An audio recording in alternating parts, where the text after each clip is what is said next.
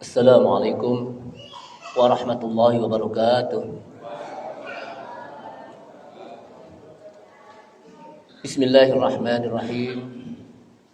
Alhamdulillahi hamdan katsiran tayyiban mubarakan fi kama yuhibbu rabbuna wa yarda. Asyhadu an la ilaha illallah wahdahu la syarikalah wa la na'budu illa iyyah. Wa asyhadu anna Muhammadan 'abduhu wa rasuluhu la nabiyya ba'dah. Allahumma salli wa sallim ala nabiyyina al-karim Sayyidina Muhammad ibn Abdullah wa ala alihi wa sahbihi wa tabi'ihim wa man tabi'ahum bi ihsanin ila yaumil qiyamah. Amma ba'du, qala Allah ta'ala fi kitabihil karim wa huwa asdaqul qailin. Ya ayyuhalladzina amanu taqullaha haqqa tuqatih wa la tamutunna illa wa antum muslimun. يا أيها الذين آمنوا اتقوا الله وقولوا قولا سديدا يصلح لكم أعمالكم ويغفر لكم ذنوبكم ومن يطع الله ورسوله فقد فاز فوزا عظيما. وقال رسول الله صلى الله عليه وسلم فإن أصدق الحديث كتاب الله تعالى وخير الهدى هدى محمد صلى الله عليه وسلم wa syarrul umuri muhdatsatuha wa kullu muhdatsatin bid'ah wa kullu bid'atin dhalalah. Ma'asyiral muslimin rahimani Allah wa rahimakum, hadirin jamaah Masjid Al-Mukhlisin, kaum muslimin, kaum muslimat yang mudah-mudahan dirahmati Allah Subhanahu wa taala. Kita awali dengan memanjatkan puji syukur kita kepada Allah Subhanahu wa taala yang pada malam ini kita bisa melaksanakan salah satu kewajiban kita sebagai seorang mukmin, yaitu dengan kita thalabul ilmi, kita belajar ilmu, kita mempelajari ilmu di masjid. Yang mudah-mudahan ini kehadiran kita di sini menjadi wasilah kita untuk Allah Subhanahu wa taala mudahkan menuju surganya. Karena Rasulullah SAW menyebutkan man salaka tariqan yaltamisu fihi ilman sahalallahu lahu bihi tariqan ilal jannah. Barang siapa yang berjalan di satu jalan dan dengan jalan tersebut dia mencari ilmu, dia berjalan untuk menuntut ilmu, sahalallahu lahu bihi tariqan ilal jannah, maka Allah Subhanahu wa taala akan mudahkan baginya untuk jalan menuju surga. Salawat serta salam tak lupa kita sampaikan kepada Nabi kita Nabi Muhammad sallallahu alaihi wasallam beserta para keluarganya, para sahabatnya, para pengikutnya yang senantiasa istiqamah di dalam menjalankan sunnah-sunnahnya. Ma'asyiral muslimin wal muslimat, ibu bapak hadirin sekalian, jamaah Masjid Al-Mukhlisin yang mudah-mudahan dimuliakan Allah Subhanahu wa taala. Tema kita adalah, kalau dilihat dari hadis, larangan untuk berharap mati. Jadi kita tidak boleh berangan-angan untuk mati. Mudah-mudahan mati aja deh. Itu enggak boleh itu. Jamaah sekalian, apa penyebabnya orang mau mati? Karena dia hidupnya berputus asa. Apa penyebabnya dia berputus asa? Karena dia tidak percaya kepada takdir, sehingga dia membuat dia itu berputus asa. Sementara apa yang kita lakukan di dunia ini tidak terlepas dari takdir Allah Subhanahu wa taala.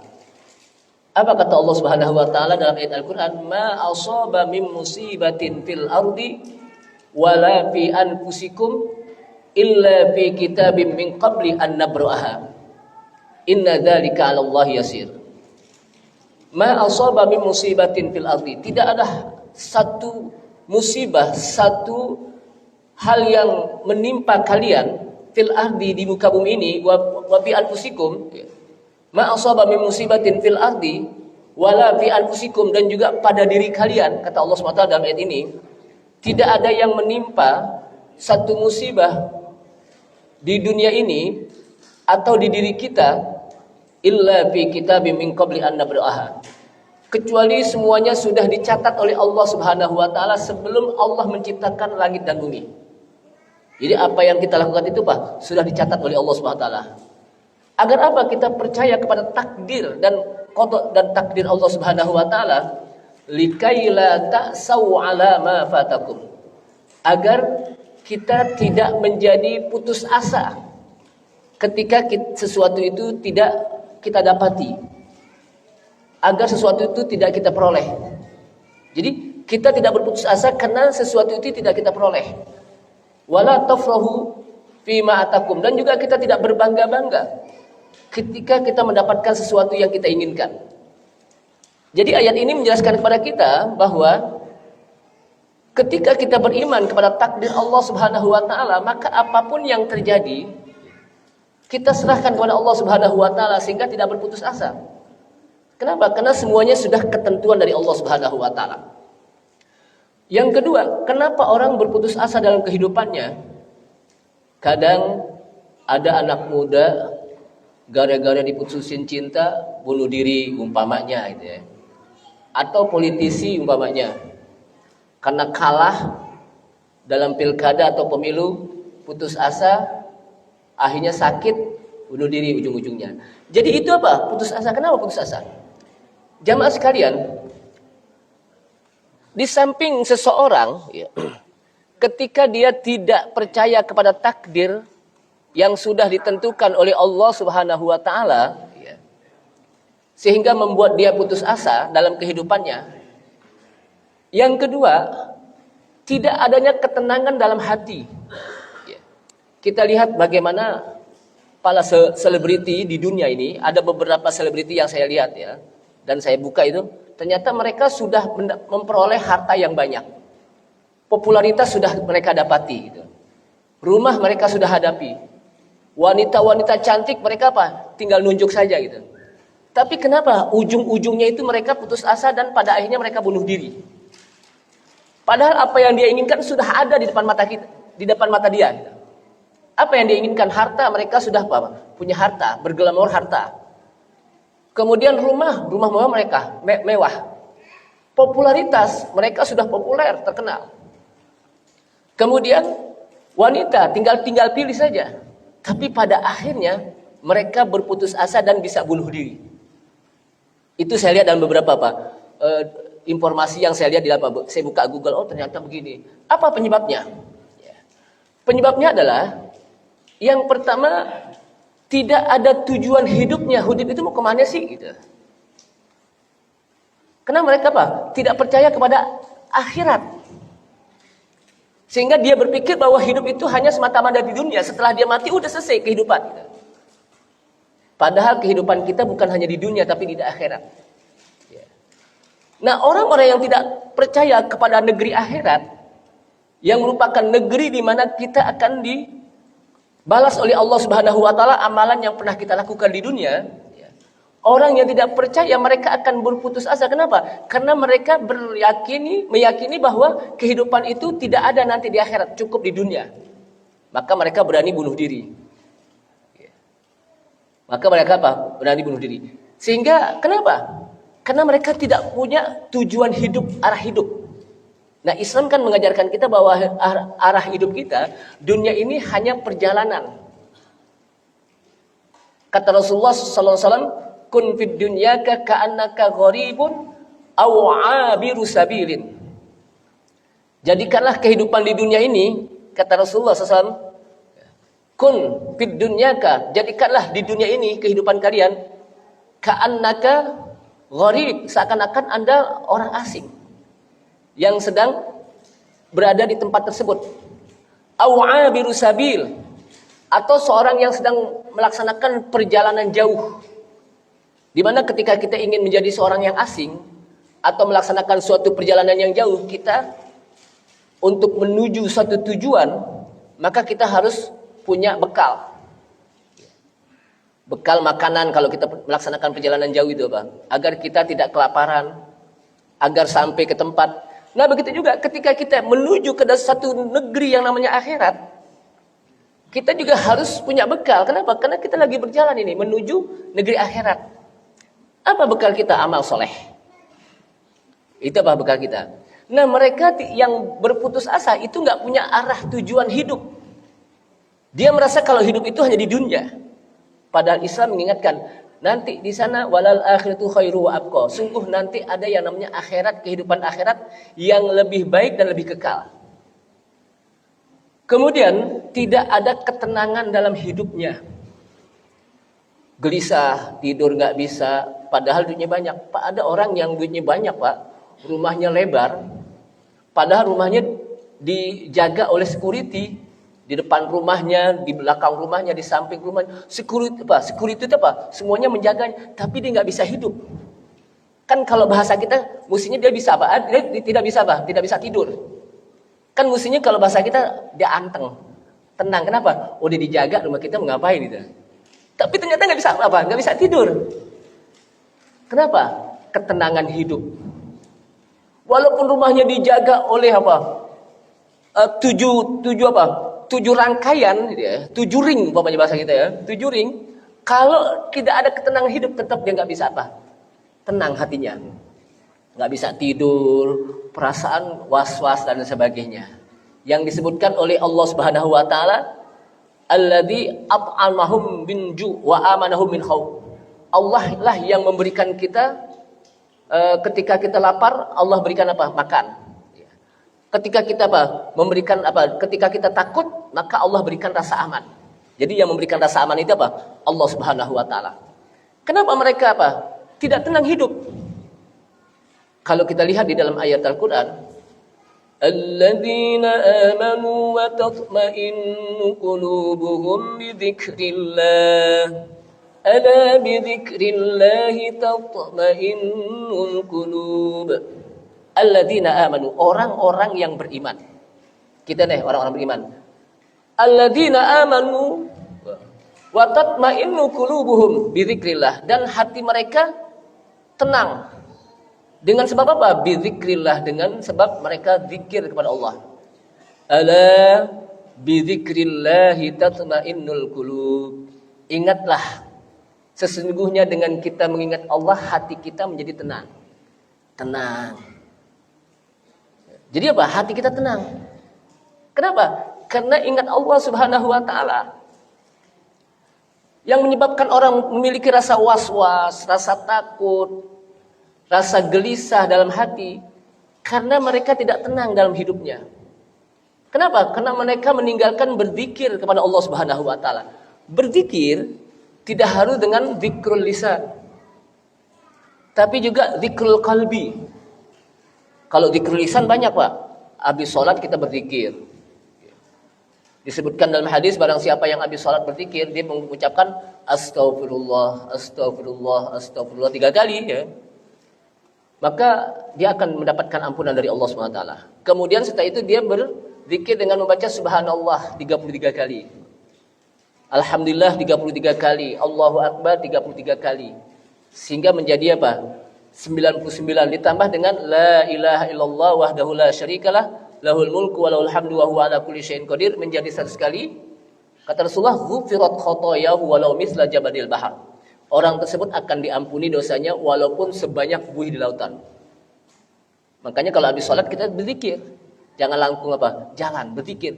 Tapi Ustaz, saya buru-buru Ustaz. Mau ngejar waktu. Karena saya harus sampai on time. Boleh sambil jalan. Sambil di motor, sambil di kendaraan, di mobil, di busway Transjakarta, zikir aja, dizikir. Agar apa? Agar kita tenang hati kita.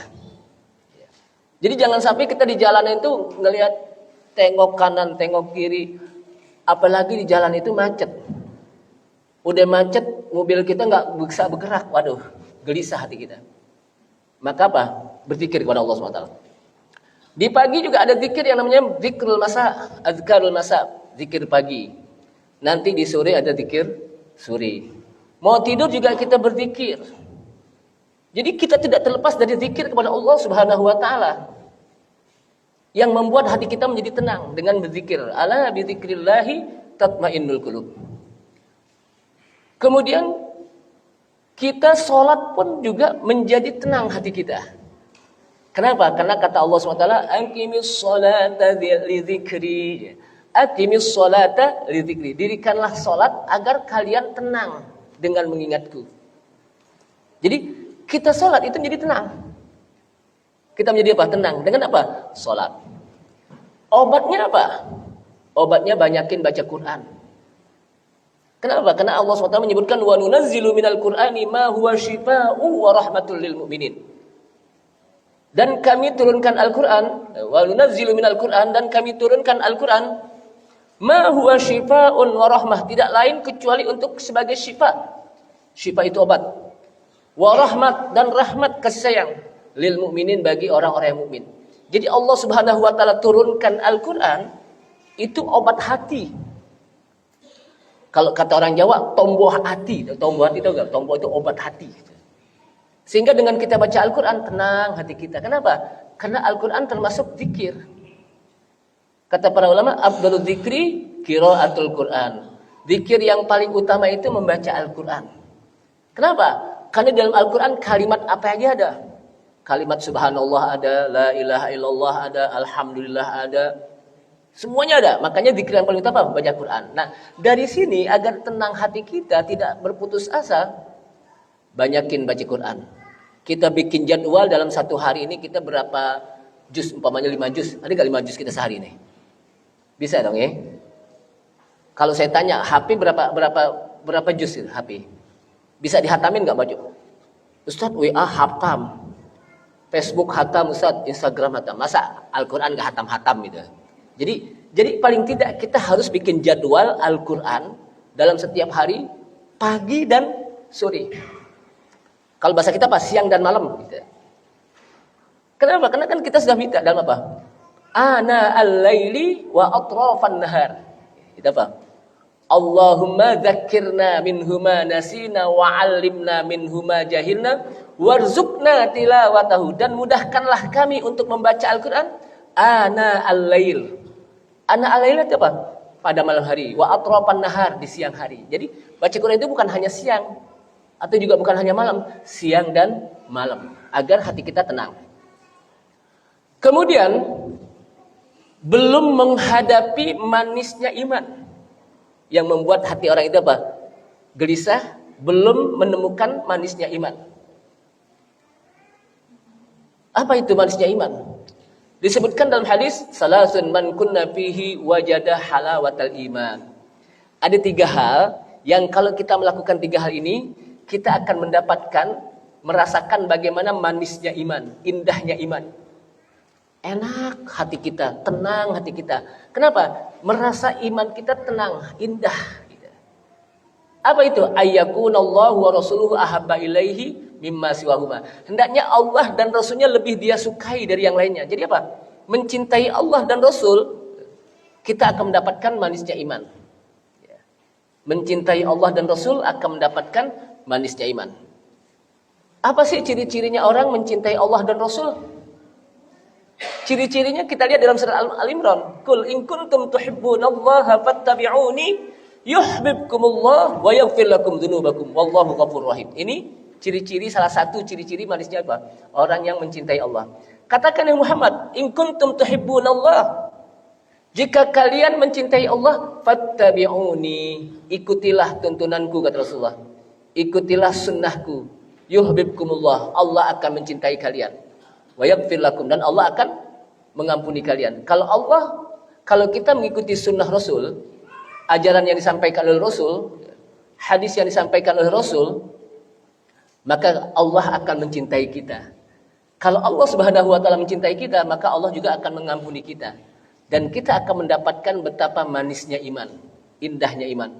Makanya orang kalau sholat kalau sudah mendapatkan indahnya iman, ngaji itu enak, nikmat. Kenapa? Udah mendapatkan indahnya iman. Ada orang ngaji, Pak, nggak bisa diam duduknya. Mungkin kena gatal kayak lagi nih. Nggak bisa diam berapa? Kapan nih selesai nih? Lama banget nih. Kanan salah, nyender salah, macam-macam lah gitu. Tapi kalau orang yang apa? Sudah mendapatkan manisnya iman, ketika ngaji mau selesai nih, pas dibilang apa? Udah selesai. Ya, udah selesai. Padahal dia masih apa? Masih doyan gitu. Tapi kalau enggak, kapan sih habisnya? Itu lain lagi gitu. Kenapa? Belum mendapatkan manisnya iman. Atau dia lagi sholat umpamanya, sholat tarawih deh khususnya. Imamnya belum apa-apa udah mulai alif lam mim. Ya, bakalan panjang nih. Kenapa? Al-Baqarah yang dibaca. Kenapa? Belum apa-apa udah mengatakan apa? Wah, bakalan panjang nih Al-Baqarah. Tapi kalau orang yang sudah mendapatkan iman, Apapun yang dibaca oleh imam dan apapun panjangnya bacaan tetap didengerin. Kenapa? Mendapatkan manisnya iman. Nah, orang yang putus asa itu belum mendapatkan betapa manisnya iman. Salah satunya bagaimana caranya? Mencintai Allah dan Rasul. Cirinya apa? Mengikuti sunnah Rasul. Karena sunnah Rasul, ajaran yang disampaikan Rasulullah itu tidak terlepas dari wahyu Allah Subhanahu wa taala. Nah, oleh karena itulah dari sini maka Rasulullah sallallahu alaihi wasallam masuk kepada hadis di mana dalam riwayat Anas radhiyallahu an, Anas bin Malik itu salah seorang sahabat Nabi yang umurnya juga panjang. Bahkan disebutkan salah satu sahabat yang belakangan meninggal. Kenapa? Anas itu khadimur Rasul, membantu Rasulullah dalam 10 tahun. Kemudian Anas pernah didoakan oleh Rasulullah SAW. Doanya apa? Allahumma tawwil umrahu, ya Allah panjangin umurnya. Anas 100 tahun lebih umurnya. Allahumma barik rizqahu, ya Allah berkahi rizkinya. Anas ini memiliki harta yang banyak. Padahal dia sebelumnya menjadi pembantu Rasulullah. Menjadi orang kaya. Setelah Rasulullah meninggal apa? Menjadi orang kaya. Kemudian wakassir auladahu, dan banyakin anaknya. Anas ini termasuk salah satu sahabat Nabi yang paling banyak anaknya. Satu riwayat mengatakan 80 anak. Riwayat lain mengatakan ada sampai 120 anak. Ustaz gimana biangnya? Wallah alam. Pokoknya nggak dijelasin gitu. Berapa isinya. Pokoknya anaknya banyak. Kenapa? Pantes. Pertama umurnya panjang. Yang kedua orang kaya. Padahal dua apa? Khadimur Rasul, pembantu Rasul. Tapi karena doa Rasulullah SAW, keberkahan dari doa Rasulullah, beliau menjadi orang kaya dan anaknya banyak. Nah, dalam riwayat ini Anas mengatakan, Anas bin Malik, dan juga termasuk banyak periwayatan hadis dari Anas itu paling banyak. Salah satu sahabat yang banyak meriwayatkan hadis di samping Abu Hurairah radhiyallahu an, termasuk juga di samping Abu Sa'id Al-Khudri, Abdullah bin Mas'ud, Abdullah bin Umar, Abdullah bin Abbas, termasuk juga Anas banyak meriwayatkan hadis. Apa kata Rasulullah SAW dalam riwayat Anas ini? La yatamannayanna ahadukumul mauta lidurrin asabahu. Kata Anas, janganlah salah seorang kalian berharap-harap mati karena tertimpa satu musibah, bencana. Mungkin dia sakit keras, atau dia mendapatkan ujian yang dia sebetulnya nggak mampu lagi, merasa nggak mampu. Akhirnya dia dia berharap mati. Oh, kalau begini mati aja ya Allah, matikan saya saja ya Allah gitu. Jadi berharap-harap mati, minta mati kepada Allah Subhanahu wa taala. Jadi tidak boleh. La yatamanna itu apa? Satu larangan. Kalau disebut larangan, kita kembali kepada kaidah fikih. An-nahyu fil amri litahrim. Larangan pada dasarnya itu apa? Haram. Kecuali ada dalil yang menjelaskan tentang kemakruhannya. Tapi di sini haram hukumnya. Nggak boleh, berdosa besar seseorang apa? Berharap mati. Berharap mati aja nggak boleh, apalagi bunuh diri gitu. Jadi berharap mati saja orang itu nggak boleh, apalagi apa? Bunuh diri. Apakah dengan minum racun, ataukah dengan apa? Gantung diri. Kan ada orang gantung diri kan? Kenapa dia apa? Lidurin asabahu, karena dia tertimpa satu bahaya yang dia tidak mampu untuk menanggungnya. Fa in kana la budda fa'ilan, kalaupun dia ingin karena sudah terlalu berat apa yang dirasakan, maka katakan, kata Rasulullah. Boleh dia mengatakan apa itu? Allahumma ahyini ma kanatil hayatu khairan li. Ya Allah, hidupkanlah saya selama hidup saya itu lebih baik untukku. Ya Allah, hidupkan saya kalau baik, apa hidup itu baik untukku. Wa tawaffani, dan wafatkanlah saya idza kanatil wafat khairan li, dan matikanlah saya, wafatkanlah saya kalau wafat itu lebih baik dariku. Itu boleh. Kenapa? Karena dia apa? Ada dua ini. Bukan hanya minta mati, tapi apa? Dua, hidup dan mati. Yang pertama, Rasulullah mengajarkan kalaupun memang kita sudah nggak kuat lagi dan minta kepada Allah SWT, maka mendoanya adalah dengan Allahumma ahyini ma kanatil hayatu khairan li. Ya Allah, hidupkanlah saya selama hidup saya itu lebih baik untukku. Kalau memang saya hidup ini lebih baik untuk saya, hidupkan, panjangkan umur saya. Dan wafatkanlah saya ya Allah, idza kanatil wafat khairan li. Kalau wafat saya, kematian saya itu lebih baik. Kalau saya mati lebih baik, maka matikan saya. Tapi kalau saya hidup, maka lebih baik, maka hidupkan saya ya Allah. Itu boleh gitu. Hadis ini muttafaqun alaih. Artinya dari sini Rasulullah SAW memberikan jalan keluar. Tetap kita berharap kepada Allah Subhanahu wa taala, kalaupun saya hidup, maka hidupkanlah saya lebih baik. Kalaupun saya mati, maka matikanlah saya dalam dalam kehidupan dalam kematian yang baik. Nah, dari sini jamaah sekalian, orang yang berharap mati, ya Rabbi amitni, ya, apakah dengan lidahnya atau dengan hatinya? Dengan lidahnya itu dengan ngomong sama orang, ngadu aja.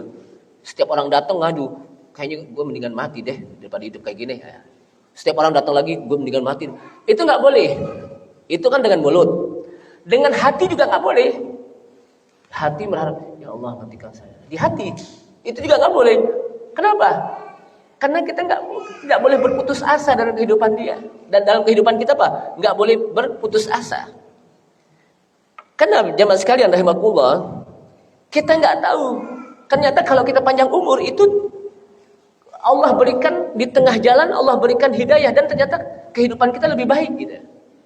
Sementara kalau kita mati, maka apa yang kita harapkan dari kematian kita?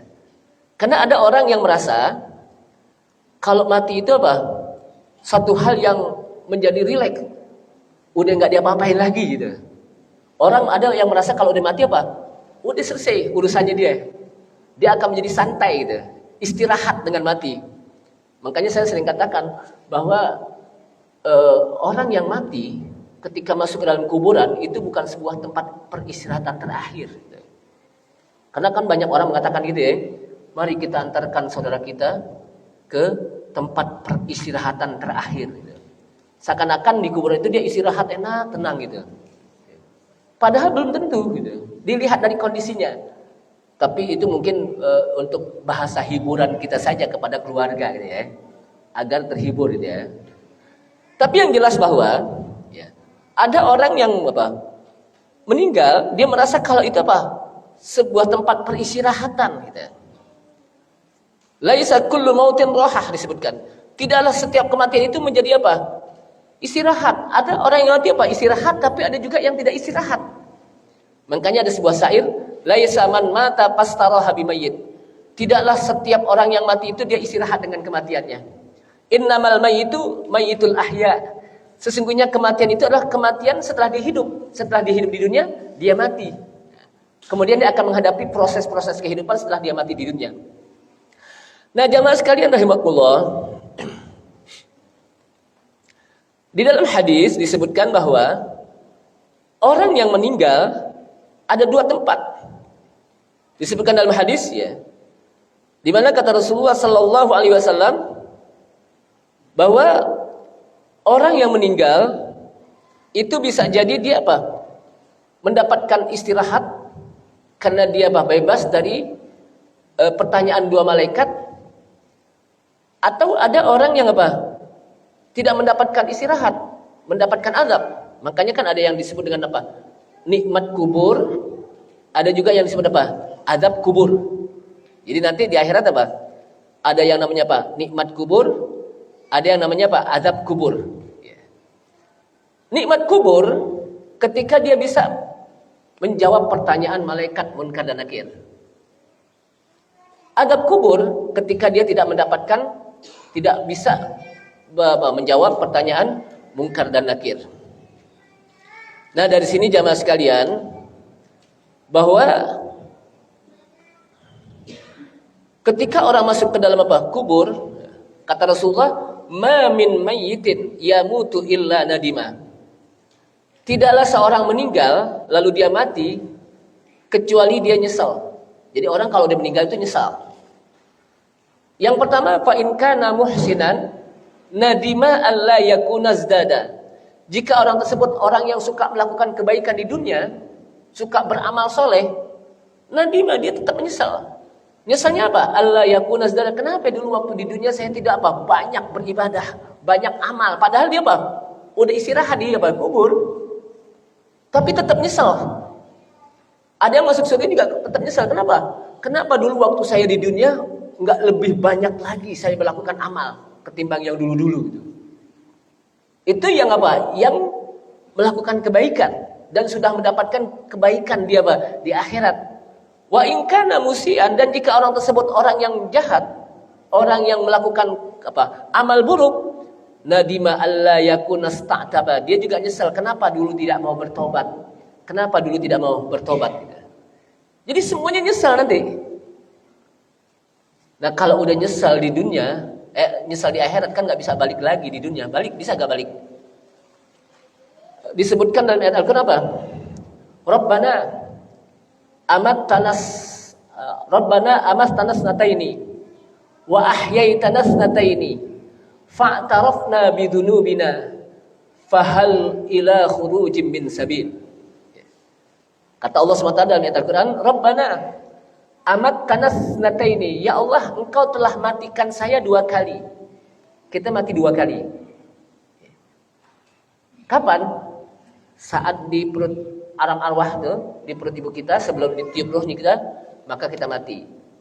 Kemudian saat di dunia kita mati kan? Ada yang umur 60 tahun, 70 tahun, ada yang 18 tahun, sesuai dengan ketentuan ajal.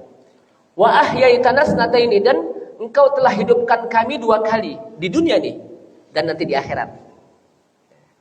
Jadi kita hidup 2 kali dan mati 2 kali. Fa'tarabna bidunubina. Sekarang ini kami berada di neraka. Fa'tarabna bidunubina. Kami mengakui bagaimana dosa-dosa kami di dunia, ya Allah. Fahal ila khurujim min sabil. Maka apakah ada jalan keluar untuk keluar dari neraka ini? Untuk bisa balik lagi ke dunia? Ya tentunya nggak ada lah. Kenapa? Karena memang kita hidup cuman 2 kali. Dan mati juga 2 kali. Nggak ada yang ketiganya dan keempatnya. Jadi, Rabbana amattanas nataini wa ahyaitanas nataini fa'tarabna bidunubina. Engkau telah hidupkan kami 2 kali. Engkau telah matikan kami 2 kali. Sekarang kami mengakui dosa kami, ya Allah. Fahal ila khurujim min sabil. Maka adakah jalan keluar dari tempat ini? Saya ingin balik lagi ke dunia, hidup lagi. Ya tentunya nggak ada. Dan semuanya akan menyesal. Orang yang melakukan amal soleh di dunia menyesal. Kenapa? Kenapa dulu nggak banyak-banyak melakukannya gitu. Lebih-lebih orang yang melakukan dosa juga menyesal. Kenapa dulu berbuat dosa saya tidak bertobat kepada Allah Subhanahu wa taala? Itu apalagi gitu. Ma'asyiral muslimin rahimakumullah. Nah, dari sini jamaah sekalian, bahwa kita tidak dibolehkan untuk apa? Minta mati. Kalaupun minta, maka boleh, ya Allah, kalau memang hidup ini lebih baik untuk saya, hidupkan saya. Panjangkan umur saya agar itu bisa menjadi kebaikan. Tapi kalau memang mati ini lebih baik, maka matikan saya, ya Allah. Itu boleh seperti itu. Itu jalan keluarnya. Jadi nggak boleh langsung minta mati. Nggak boleh langsung minta mati. Nah, jamaah sekalian, ada satu doa. Doanya itu penutupannya waj'alil hayata ziyadatan lana min kulli khair. Waj'alil mauta rahatan lana min kulli syarr. Doa itu seperti ini diawali dengan apa? Allahumma aslih lana dinana alladhi huwa ismatu amrina wa aslih lana dunyana alladhi fiha ma'ashuna wa aslih lana akhiratana allati fiha ma'aduna waj'alil hayata ziyadatan lana min kulli khair. Ya Allah, jadikanlah kehidupan kami ini senantiasa bertambah kebaikan saya. Kita hidup di dunia, dipanjangkan umur, semakin panjang umur semakin bertambah kebaikan kita. Kalaupun mati, waj'alil mauta rahatan lana min kulli syarr. Dan kalaupun mati, dan jadikanlah kematian saya itu menjadi istirahat. Menjadi apa? Istirahat. Tidak mendapatkan siksa. Orang yang istirahat itu tidak mendapatkan siksa maksudnya. Jadi hidup bertambah kebaikan dan mati menjadi rileks, istirahat, tidak mendapatkan azab kubur. Nah, itu satu doa. Dan itu dikutip dalam doa itu dikutip oleh Ibnu Hajar dalam kitab Bulughul Maram. Itu ada bab tentang doa. Allahumma aslih lana dinana alladhi huwa ismatu amrina wa aslih lana dunyana allati fiha ma'ashuna wa aslih lana akhiratana allati fiha ma'aduna waj'alil hayata ziyadatan lana min kulli khair waj'alil mauta rahatan lana min kulli syarr. Jamaah sekalian, bagaimana dengan ucapan Maryam, kita lihat di mana Pak? Dalam ayat ini, di mana Maryam binti Imran, kita tahu bagaimana ujian yang terberat adalah Maryam binti Imran, yang merupakan ibunya Nabi Isa alaihissalam. Beliau mendapatkan ujian bahwa hamil tanpa disetubui laki-laki, hamil saja, enggak ada suaminya, sehingga menjadi sebuah fitnah di tengah masyarakat. Oh, Maryam itu apa? Hamil, enggak ada apa? Suaminya, jangan-jangan dia apa? Macam-macam lah gitu. Dan itu berat, sehingga apa? Masyarakat mengkucilkannya. Sehingga saking beratnya disebutkan di sini, maka beliau berucap dalam sebuah apa? Ayat Al-Quran yang Allah SWT gambarkan, innahu qad jaa tamannal mauti min Maryam ibnata Imran. Sesungguhnya telah datang ayat Al-Quran yang menjelaskan bagaimana Maryam binti Imran berharap mati. Apa kata Maryam dalam ayat Al-Quran? Ya laitani mittu qabla hadha wa kuntu nasyam mansiyah. Ya laitani, wah celaka, aduhai kalau bahasa kita. Mendingan juga aku mati. Ya kan, apa? Berharap kan? Qabla, sebelum ini, wa kuntu nasyam mansiyah, dan jadilah aku menjadi orang yang lupa dan dilupakan. Kalau saya udah mati kan udah dilupakan orang, udah enggak ada apa. Enggak apa-apa. Mereka sudah enggak didikan lagi saya gitu. Tidak mencela saya lagi. Kenapa? Udah dilupain orang, udah mati gitu. Kenapa? Karena begitu ujiannya berat. Di masyarakat dia dikucilkan, diusir karena dianggap apa? Telah berbuat zina. Kenapa? Punya anak enggak ada apa? Enggak ada bapaknya gitu. Padahal salah satu min ayatillah, tanda-tanda kekuasaan Allah SWT adalah di mana Allah SWT menciptakan manusia tidak harus sesuai dengan fitrah, tidak harus sesuai dengan kebiasaan.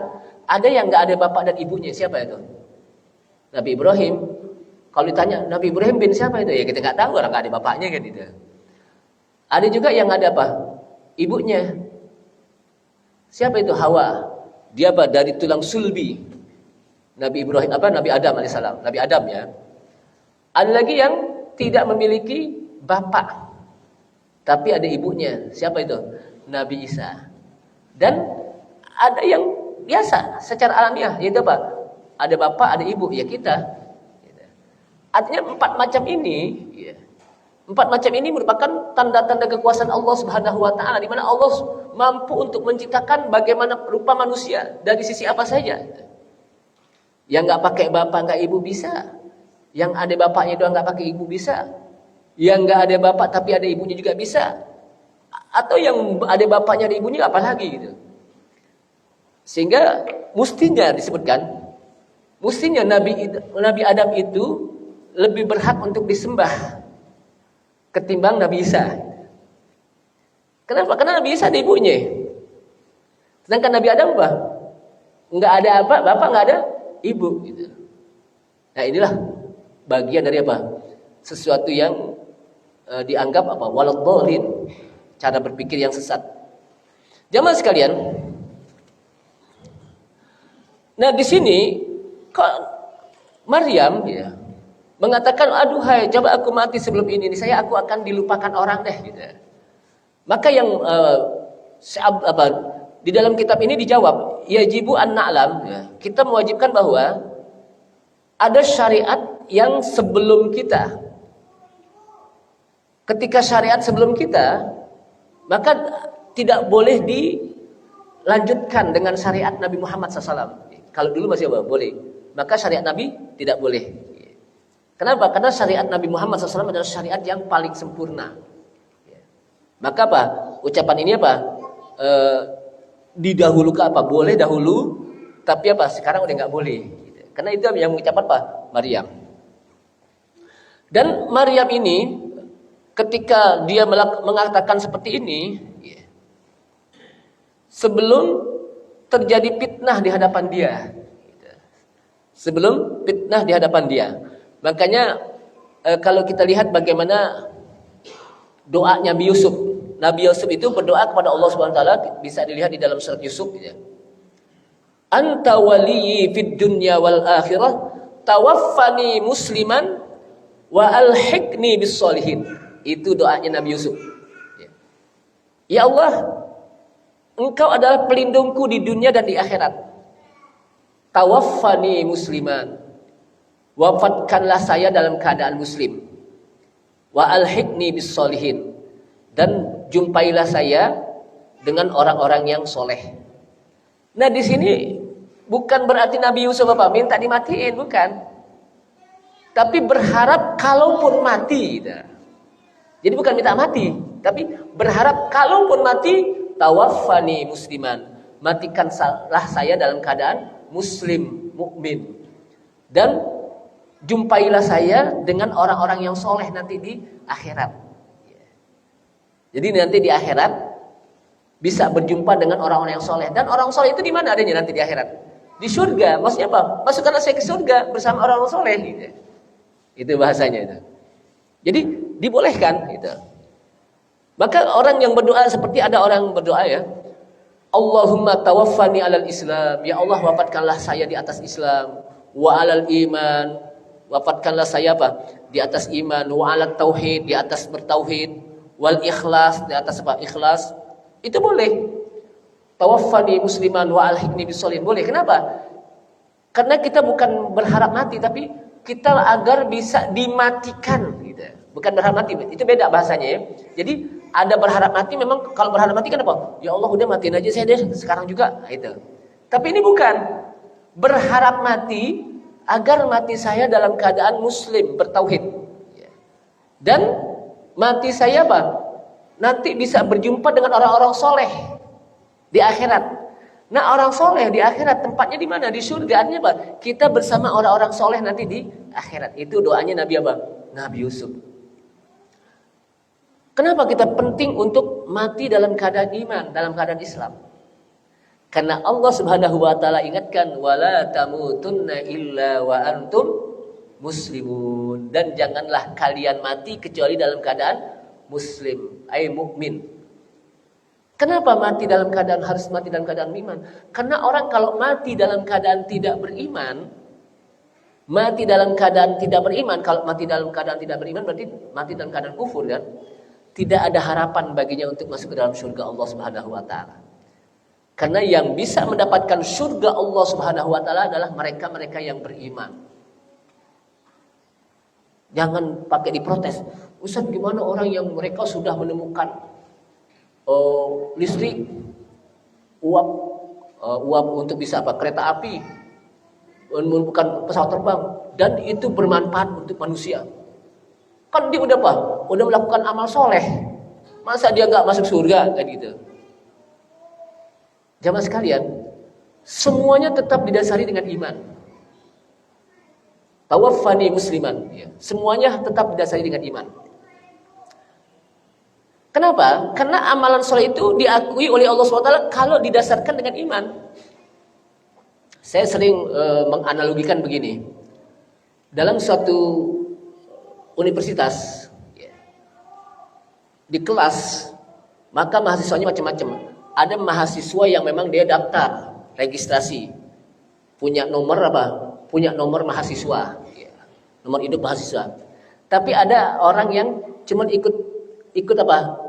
Ikut kuliah saja gitu, duduk tanpa dia daftar, ya, cuma duduk di kelas gitu. Tiba-tiba nanti di akhir tahun atau di semesteran ada ujian. Ya. Padahal ini yang duduk di situ itu pintar orangnya gitu, orangnya pintar. Sedangkan apa? Yang lain biasa-biasa aja gitu, standar, ya, dengan nilai B atau apalah gitu ya. Tiba-tiba nanti di akhir semester ada nilai. Nah, yang dinilai itu yang apa? Yang terdaftar. Kenapa? Karena dia terdaftar, sehingga apa? Ikut ujian dan terdaftar itu. Nah, yang nggak daftar itu nggak keluar nilainya. Kenapa? Nggak terdaftar. Lalu dia protes. Kenapa kok saya nggak apa? Kan saya pinter. Saya sering mengadakan apa? Melakukan tugas itu. Iya, karena inti nggak daftar. Walaupun inti nggak daftar, apa? Nggak keluar nilai gitu. Itu tapi ya kan dia daftar, meregistrasi dia, maka keluar nilai gitu. Nah begitu juga dia kan apa? Dia pinter, bisa menemukan pesawat, ya tapi kan tidak berdasarkan apa? Daftar iman namanya, mendaftar sebagai seorang mukmin. Jadi walaupun dia manfaat, cuman mendapatkan kenikmatan di dunia saja. Pahala dunia namanya. Pahala dunia itu apa? Popularitas. Pahala dunia itu apa? Popularitas. Masyaallah muslimin rahimakumullah. Nah, dari sinilah jamaah sekalian, maka Rasulullah SAW melarang untuk berharap mati. Jadi jangan sampai kalaupun dia sakit, maka sakit itu kata para ulama, orang yang sakit dan lama sakit itu akan bisa menghapuskan dosa. Jadi ma min hammin au ghummin au maradin au syai'in mukaffirun li sayyi'atiha. Jadi tidak ada satu yang kesulitan atau sakit atau seseorang yang ketusuk duri, kalau dia sabar itu akan mukaffirun li sayyi'at, akan menghapuskan dosa. Jadi itu semuanya. Jadi umat Islam itu kehidupan umat Islam kan tidak terlepas dari dua. Pertama bersyukur, yang kedua bersabar. 100% syukur, 100% sabar, atau 50% 50%. Pokoknya ada kalanya bersabar, ada kalanya syukur. Kata Rasulullah, ajaban li amril mu'min, inna amrahu kullahu khair. Sungguh menakjubkan urusannya orang mukmin, karena semuanya baik. Urusan orang mukmin itu semuanya baik. Walaysa dzalika li ahadin illa lil mu'min, dan tidaklah itu terjadi kecuali hanya orang mukmin. Apa itu? In asobathu dharra sabara fakana khairan lahu. Jika dia ditimpa satu kesulitan, dia bersabar dan itu lebih baik baginya. Wa in asobathu sarra, dan apabila dia timpa kebaikan, kesenangan, syakara fakana khairan lahu. Maka dia bersyukur, maka itu lebih baik. Artinya ditimpa kesulitan dia sabar, diberikan kebaikan dia bersyukur, dan itu tidak terjadi kecuali bagi orang-orang mukmin. Dengan dua hal ini, sifat ini akan menjadikan kita menjadi manusia-manusia yang qanaah. Apa qanaah? Merasa puas. Pokoknya puas ketika Allah Subhanahu wa taala berikan, dan merasa sabar ketika diberikan ujian, dan bersyukur ketika mendapatkan kebaikan, kesenangan. Itu tidak terlepas kecuali bagi mereka yang mukmin. Kayaknya udah isya ya? Udah isya belum nih? Udah isya ya? Mudah-mudahan bermanfaat apa yang saya sampaikan. Inilah jalan keluarnya. Paling tidak silahkan disimpulkan sendiri ya. Karena memang saya tidak menyimpulkan ya. Kesimpulan itu sesuai dengan apa yang didengar oleh bapak-bapak sekalian. Mudah-mudahan dari kesimpulan itu kita bisa amalkan. Kita menjadi orang yang kadang kita bersabar ketika kita mendapatkan ujian dari Allah SWT, dan menjadi orang yang bersyukur ketika kita mendapatkan nikmat. Dan hendaknya kita kembali beriman kepada takdir. Dan juga kita tahu bahwa arah tujuan hidup kita di dunia adalah menuju akhirat. Dan di akhiratlah Allah Subhanahu wa taala akan balas setiap apa yang pernah kita lakukan di dunia. Ini saja. Karena enggak ada pertanyaan, ada enggak pertanyaan nih? Kayaknya pas nih kayaknya nih. Kalau enggak ada udah pas berarti. Kita tutup dengan kafaratul majlis. Subhanalhamdika asyhadu an la ilaha illa anta astaghfiruka wa atubu ilaik. Wassalamualaikum warahmatullahi wabarakatuh.